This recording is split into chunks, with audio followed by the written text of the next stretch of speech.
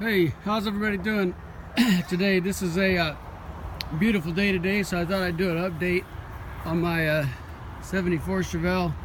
I'm getting down to it with the paint job and finally doing the door jamb. I painted the whole outside first, and then I did the hood jamb, then I did the trunk jamb, and I spent a lot of time trying to get this paint shined up on this car.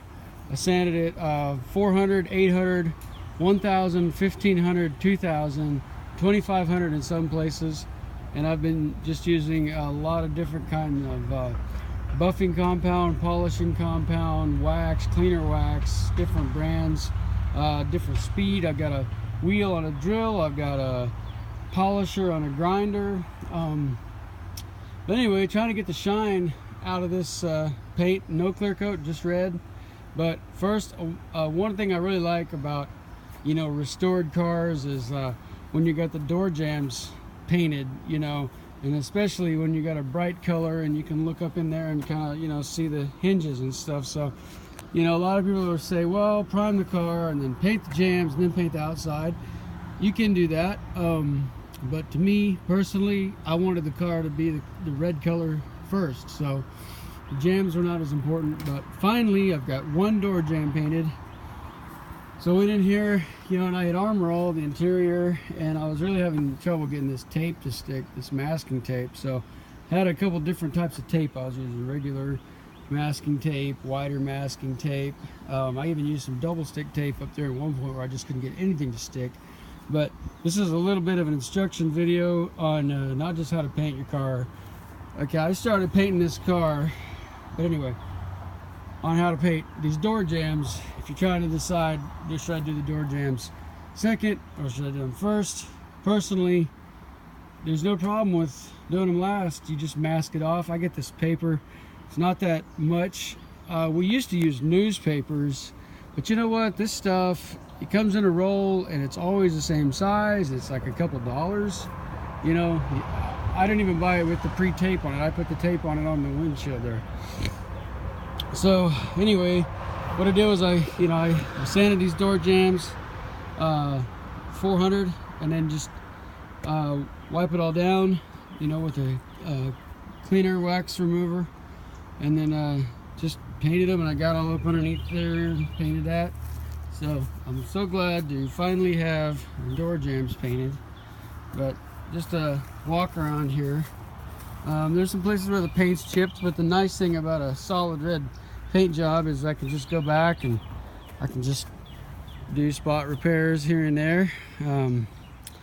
So yeah, I've actually been doing some engine work on this car a little bit lately. I was not happy with how it was running, so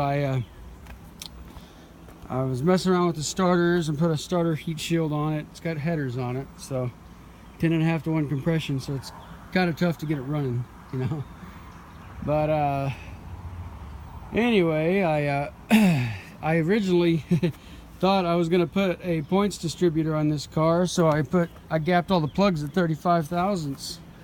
And that wasn't working out, so I switched it over to the HEI, but I forgot to switch the plug gap to 45 thousandths. So I went in there and I switched the plugs with some other ones with headers.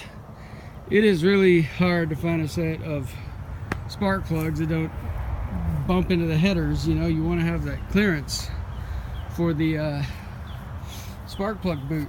But anyway, so yesterday I was adjusting my timing a little bit. I was looking at the timing specs in an old Chilton's manual, and what I saw was for the 370 horse 350, they recommend 8 degrees base timing, and for the Camaro, which is like 350 horse, they recommended about 4. So I set my base timing at about 6 degrees. What I did was I made a mark on my distributor base for the number 1 cylinder, and I set my timing mark at 6 degrees before top dead center. I lined the number 1 cylinder up on the on that mark there, and pretty happy with it. There's a little bit less idle drop when I switched from neutral to drive.